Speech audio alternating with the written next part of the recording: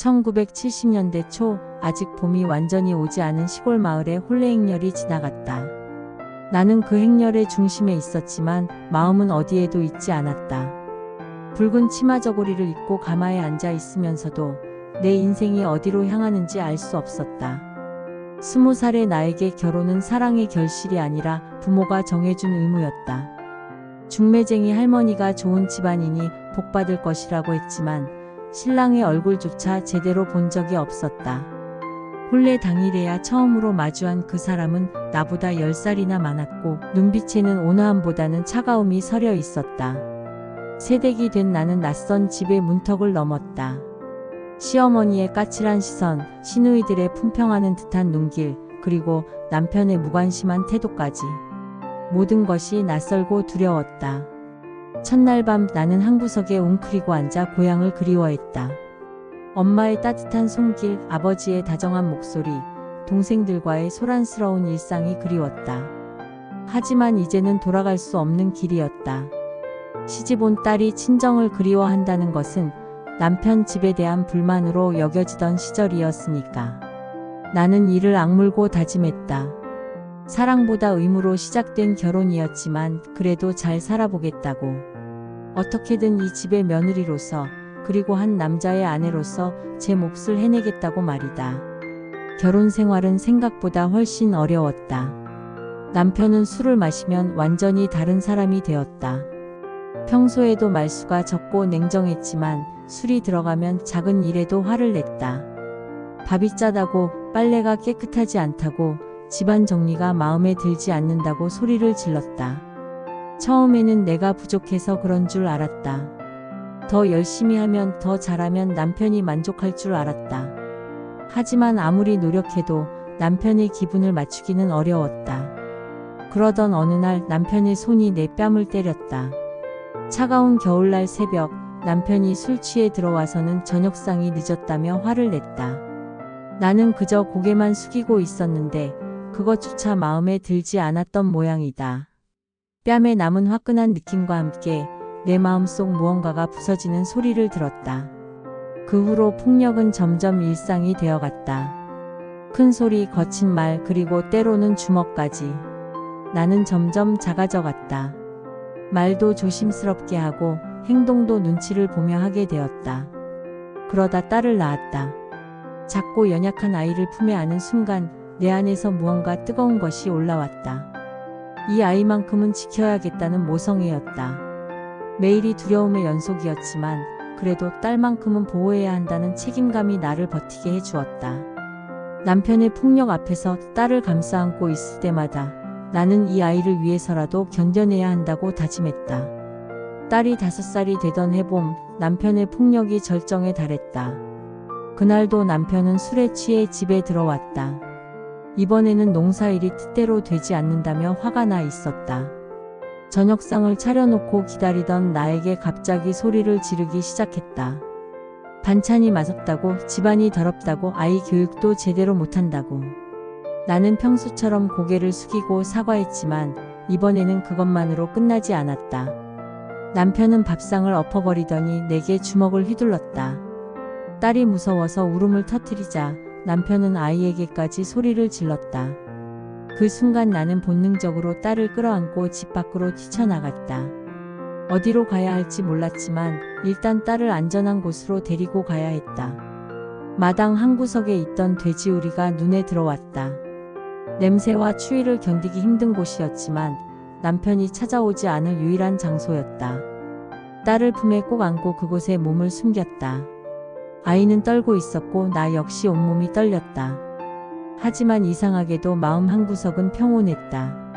이 냄새와 추위 속에서도 딸만 곁에 있으면 괜찮다는 생각이 들었다. 밤새 딸을 안고 있으면서 나는 깨달았다. 진정한 행복은 화려한 집이나 풍족한 생활이 아니라 사랑하는 사람과 함께 있는 것임을. 새벽이 되어서야 집으로 돌아갔지만 그날의 경험은 내 마음속에 깊이 새겨졌다. 그 사건 이후로도 남편의 행동은 변하지 않았다. 오히려 더 심해졌다. 술을 마시지 않을 때도 신경질적이었고 작은 일에도 폭발하곤 했다. 나는 점점 지쳐갔다. 몸도 마음도 한계에 도달해 있었다. 특히 딸이 아빠를 무서워하는 모습을 볼 때마다 가슴이 찢어지는 것 같았다. 이런 환경에서 자라는 아이가 과연 행복할 수 있을까 하는 의문이 들었다. 그러던 어느 날 비가 억수로 내리는 밤이었다. 남편은 또 술에 취해 들어와서는 이전보다 더 심한 폭력을 휘둘렀다. 이번에는 딸 앞에서까지 나를 때렸다. 아이의 울음소리가 빗소리와 섞여 들려왔다. 그 순간 나는 결심했다. 더 이상 참을 수 없다. 잠시라도 이 지옥 같은 곳에서 벗어나야겠다고 생각했다. 남편이 잠든 사이 나는 조용히 옷까지 몇 벌을 보따리에 쌌다. 많은 것을 가져갈 수도 없었고 가져가고 싶지도 않았다. 딸은 깊이 잠들어 있었다. 그 평온한 얼굴을 보니 차마 깨울 수가 없었다. 이 아이에게는 아직 아빠가 필요할지도 모른다는 생각도 들었다. 나 혼자만이라도 잠시 이곳을 벗어나서 생각을 정리해보자. 새벽 무렵 비는 여전히 내리고 있었다. 나는 잠든 딸을 한참 바라보다가 조용히 집을 나섰다. 뒤돌아보니 7년 동안 살았던 집이 어둠 속에 잠겨 있었다. 딸을 두고 온다는 것이 이렇게 마음 아플 줄은 몰랐다. 이젠 참을 수 없다. 살아야 한다. 그런 각오로 친정집을 향해 걸어갔다. 빗길은 험했고 마음은 복잡했다. 친정집에 도착했을 때는 이미 해가 떠오르고 있었다. 부모님은 갑작스러운 나의 방문에 놀라셨지만 내 상황을 알아채시고는 따뜻하게 맞아주셨다. 어머니는 내 상처받은 얼굴을 보시고 눈물을 흘리셨고 아버지는 조용히 화를 내셨다. 하지만 그들도 어떻게 해야 할지 막막해 하시는 것 같았다. 그 시대에 시집간 딸이 친정으로 돌아온다는 것은 쉽지 않은 일이었으니까. 나는 사랑방에 혼자 누워 있으면서 앞으로를 생각해 보려 했다. 하지만 머릿속이 복잡하기만 했다. 이곳에서 계속 살 수는 없는 일이었고 그렇다고 다른 곳으로 갈 방법도 마땅치 않았다. 무엇보다 두고 온 딸이 걱정되었다. 지금쯤 아이는 깨어났을 텐데 엄마가 없다는 것을 알았을까? 무서워하고 있지는 않을까? 남편이 아이에게 화풀이를 하지는 않을까? 생각할수록 불안했다. 밤이 되어 이불을 덮고 누웠지만 잠이 오지 않았다. 편해야 하는데 안전한 곳에 왔는데 자꾸만 집에 두고 온 딸 생각이 났다. 아이의 작은 손, 엄마를 찾으며 우는 모습, 혼자 남겨진 채로 무서워하는 표정들이 계속해서 떠올랐다. 눈을 감으면 딸의 얼굴이 선명하게 나타났다. 엄마 어디 갔어? 하며 나를 찾는 모습, 밤에 무서워서 내 품을 찾는 모습들이. 시간이 갈수록 딸에 대한 그리움은 커져만 갔다. 내가 여기 있는 동안 아이는 누가 돌봐주고 있을까? 밥은 제대로 먹고 있을까? 이런 생각들이 머릿속을 맴돌며 나를 괴롭혔다. 친정에 온 지 사흘째 되던 날 저녁, 갑자기 빗소리와 함께 대문 두드리는 소리가 들려왔다. 아버지가 나가보시더니 얼굴이 굳어지신 채로 들어오셨다. 내 남편이 와 있다는 것이었다. 나는 가슴이 철렁 내려앉았다. 벌써 찾아온 것이다. 어떻게 해야 할지 몰라 이불을 더 꽉 붙잡았다. 밖에서는 남편의 목소리가 들려왔다. 평소와는 다른 간절함이 담긴 목소리였다. 아버지께서 나가서 대화를 나누고 계셨지만 남편은 쉽게 돌아가지 않는 것 같았다. 1시간이 지나고 2시간이 지나도 여전히 밖에서 목소리가 들려왔다. 궁금함을 이기지 못해 창문 틈으로 살짝 내다보았다. 남편이 대문 앞에 무릎을 꿇고 앉아 있었다. 온몸이 비에 젖은 채로 고개를 숙이고 있었다. 그 모습이 나에게는 충격적이었다. 항상 권위적이고 고압적이었던 남편이 저렇게 초라한 모습으로 있다니. 잘못했어. 제발 돌아와줘. 다신 그러지 않을게. 아이가 엄마를 찾고 있어. 빗소리 사이로 들려오는 그의 목소리에는 진심이 담겨 있는 것 같았다. 특히 딸이 나를 찾고 있다는 말에 가슴이 찔렸다. 그렇다. 아이가 얼마나 무서워하고 있을까? 엄마가 갑자기 사라져서 얼마나 당황하고 있을까? 하지만 나는 쉽게 믿을 수 없었다. 이미 수없이 들었던 약속이었고 그때마다 똑같이 반복되었던 패턴이었으니까. 그런데 이상하게도 딸 생각이 자꾸만 났다. 지금 이 순간에도 나를 찾고 있을 아이의 모습이. 밤이 깊어갔지만 남편은 여전히 그 자리에서 빛을 맞고 있었다. 남편이 대문 앞에 앉아 있는 동안 나는 복잡한 심경으로 그를 지켜보고 있었다. 그런데 갑자기 다른 움직임이 눈에 들어왔다. 딸이었다. 언제 일어났는지 아이는 마당으로 나가고 있었다. 나는 깜짝 놀라 창문을 열고 딸을 불렀지만 이미 아이는 빗속으로 걸어나가고 있었다. 맨발에 잠옷만 입은 채로 말이다. 나는 급히 밖으로 뛰쳐나갔다. 딸은 대문 앞에서 무릎을 꿇고 두 손을 모으고 있었다. 비를 맞으며 간절히 기도하는 모습이었다. 하나님, 제발 우리 가족이 다시 함께 살 수 있게 해주세요. 아빠가 엄마한테 착하게 해주세요. 저 잘할게요.